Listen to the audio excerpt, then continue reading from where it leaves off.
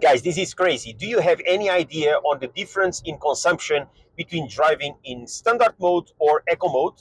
So today, in the second video of the ride with me, I will drive in eco mode with eco saving configurations for the AC, and also making a very more relaxed drive in the same route that I did in my previous video, and you will see the difference in consumption and also the difference in time for this same route. Also, in the last part of the video, I will show you something. So there was a viewer in my recent video on the ride with me, so the first one, that told me that driving and checking the statistics on the scene start measurements is not accurate. And today, I will show you at the end of the video if this is true or not. So let's go first here to the car to reset the trip counter. And we have scene startup also 0. So drive on eco, regeneration on X pedal. And now on AC, I will turn it off. Okay, so let's go here to the AC. It's off, completely off. And if it is very hot inside, I will turn on, but leave eco mode on so that we have it in the best settings to make savings. But as you can see, we have 559 kilometers of dynamic range. It's 100%. The time is there. Let's start the ride. Let's go for the second video of the Ride With Me series.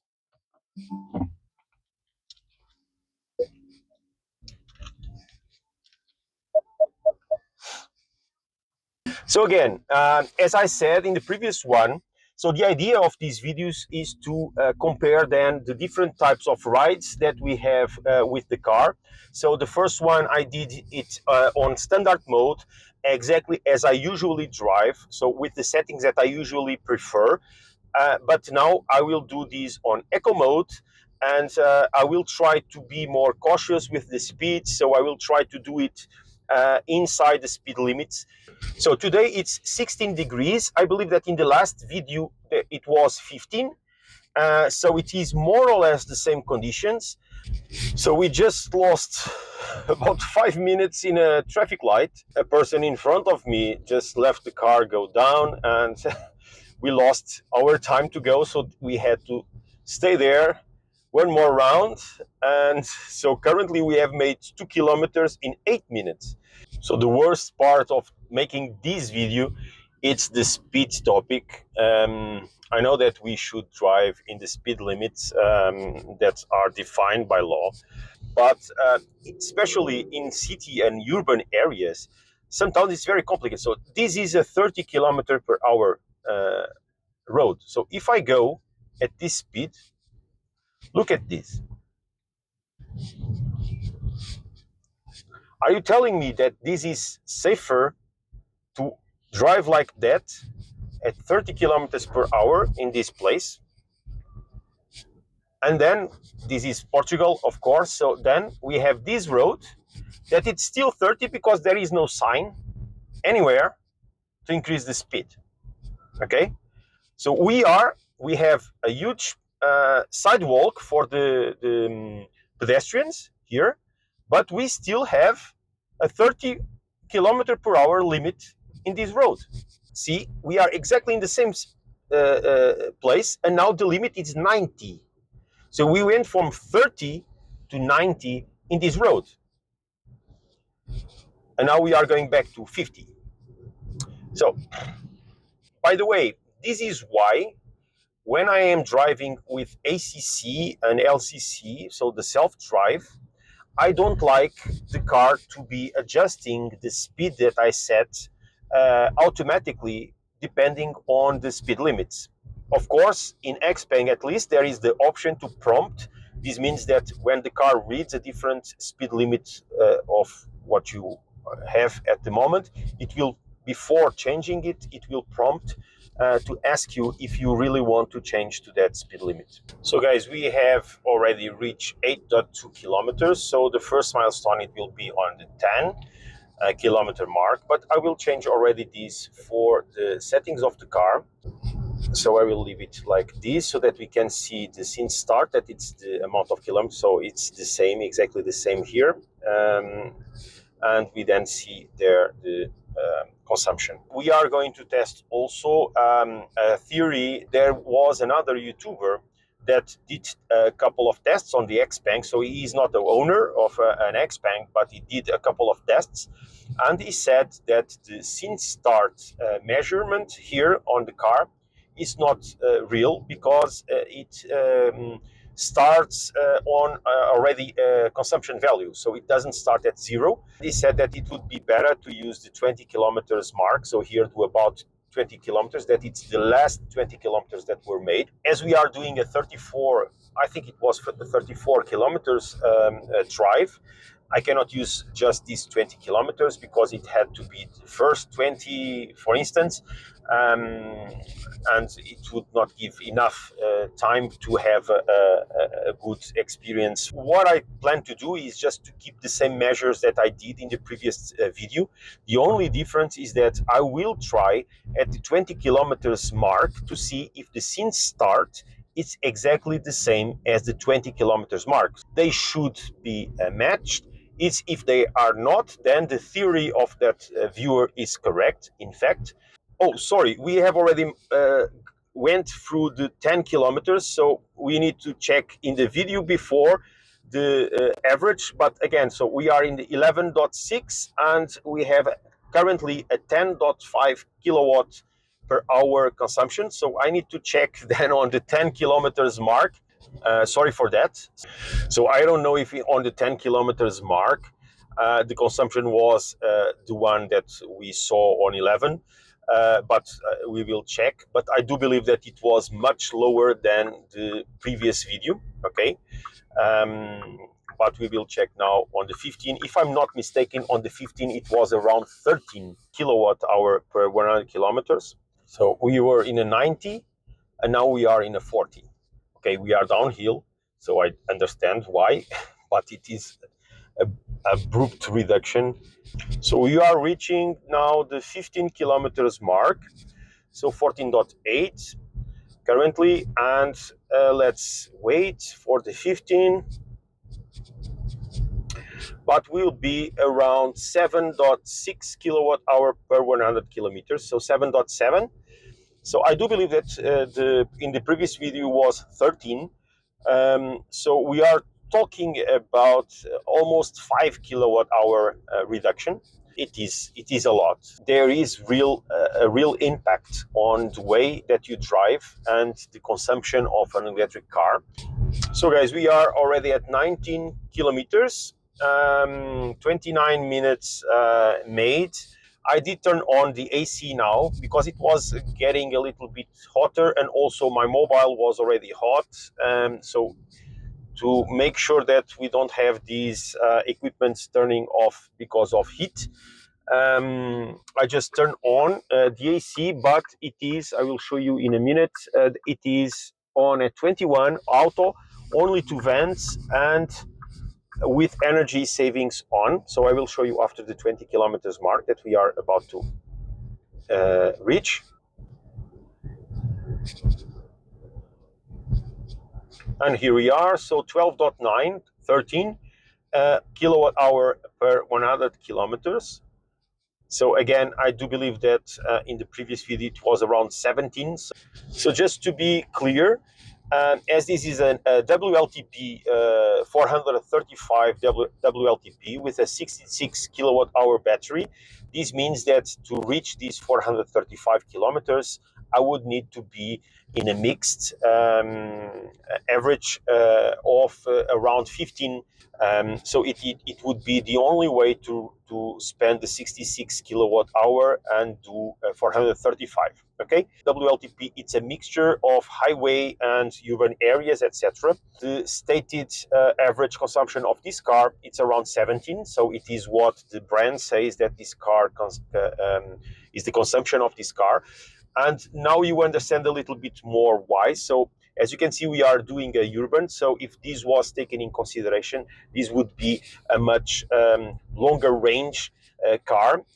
So if this is the type of route that you usually do, you can see that so we are already driving for 20 kilometers, and the range of the car states here 534.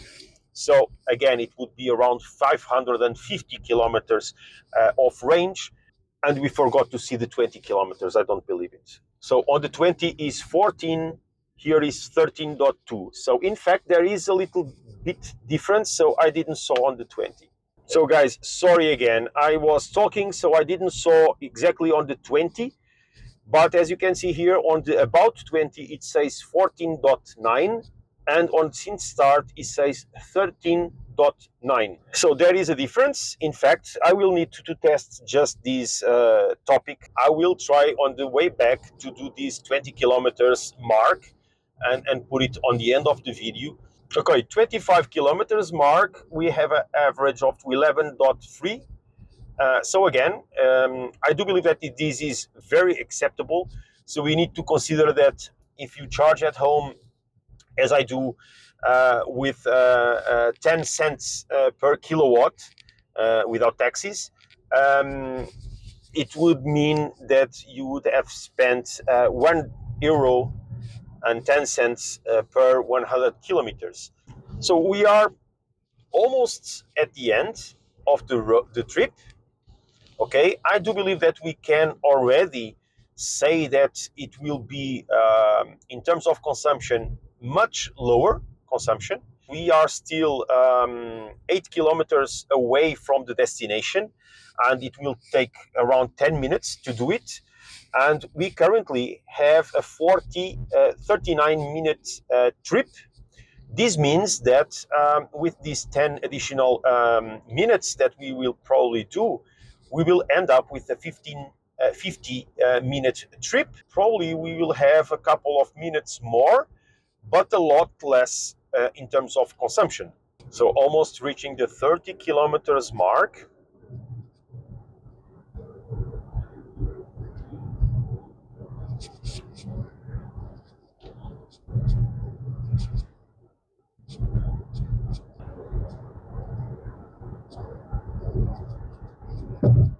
So 30 kilometers and we have 12 kilowatt hour. So in terms of handling the car, in this type of route, I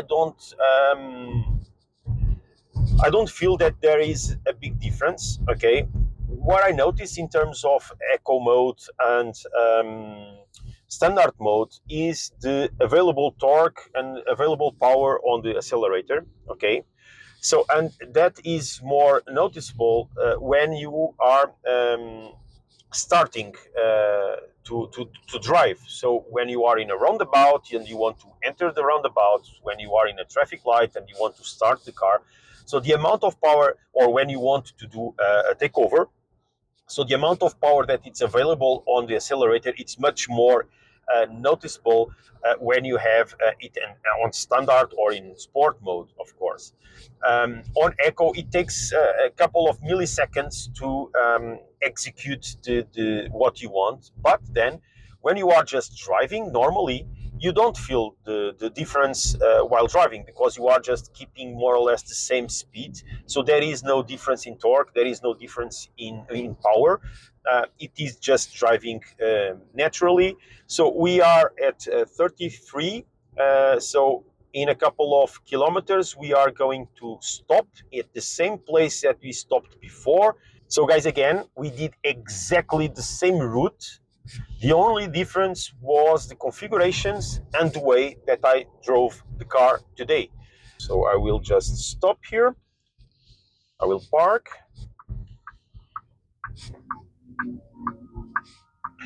And here we are. 34.3. I don't know if it was exactly this or 34.4. The average consumption was 11.9, so much lower, because I remember that it was 16, around 16, so 11.9. Arrived with 93%, so 7% spent. 11 o'clock. In the computer, it says 47, so 46, 47 minutes. So it was 41 before, so 46 now means 5 minutes more. And if you consider that we were around 5 minutes stopped in that traffic light, it is more or less the same. So it is a surprise for me that in terms of time, there was no big difference. Okay, in terms of consumption, there is a big difference. We'll show screenshots of the milestones to show the differences. So guys, here we are to do this quick bonus round, that it's going to be just to check if the 20 km versus the since start are exactly the same, or if in fact it's true that the since start is not accurate. So what we are going to do, let's go here to the car. As we see here on the since start, it is 0, so we have since startup 0 also here. And on the about 20 km, of course it is still showing the last 20 km. So I will not record the full drive, so as soon as we are reaching the 20 km milestone, I will come back here and show you what ended up to be the results. Now we are going to see if there is a change or a difference between the since start and the remaining statistics of the car. So basically, we are going to check if the since start in 20 kilometers range is exactly the same as the about 20 kilometers. So as you can see now in the screen, we are in 19.6, so reaching closely to the 20. I am activating LCC so that I can change it quickly. So I will change to about 20, and currently we have 14.8, and I see on my dashboard that currently I have also since start 14.8. So let's see. So 20, it's 14.7, and since start it's 14.7. So exactly the same. So guys, I decided to make this final remark here because it is important to make it very clear for everybody. As you saw in the test, the two numbers for the 20 kilometers mark or measurement and also the since start measurement were exactly the same. I cannot do anything to change that. It is what it is. But there are a couple of things that we need to take in consideration before making conclusions, final conclusions. So I don't know if the other YouTuber, what was the version that he was using. So even I don't know if XPeng did change anything on the following software updates that could correct even that. So I don't want here to say that the other YouTuber didn't do the things correctly, because we have some time already, and there may be some corrections by XPeng that could solve this problem, and I do hope so. The second topic that needs to be taken in consideration, and probably I will do a couple of more tests for to clarify these, it's because when they say that the scene start does a different calculation, because it starts not from 0 but from the existing or the last consumption that was made. In this case, on these tests, the two numbers when we started the test were very close already. So this could also make it more easy for them to, at the end of the 20 kilometers mark, be exactly the same. So I want to test this in extreme conditions, meaning that I will try to raise the scene start or the 20 kilometers, but it will be easier to raise the scene start value to a very different number from the 20 kilometers mark. Okay, so for instance, having in the 20 kilometers 12 or 13, for instance, as average, and then have on the scene start, so the beginning at 0, to have there a number like 20 or 25, something like that, so that the start of the test can be different in the numbers, so that after running the test, we can see that if the numbers are going to collide again at the end of the 20 kilometers, or if the starting point of the scene start will then make it not possible to reach that level. Okay, because it could have some time, it could take some time to reach that level. I just wanted to make this disclaimer so that no fights are started because of this, and just a promise to you guys that I will do some more tests on this, just to clarify everybody that has XPengs if the scene starts consumption information is correct or not. So guys, thank you very much again for your time. I hope you enjoyed this second video for the Ride With Me.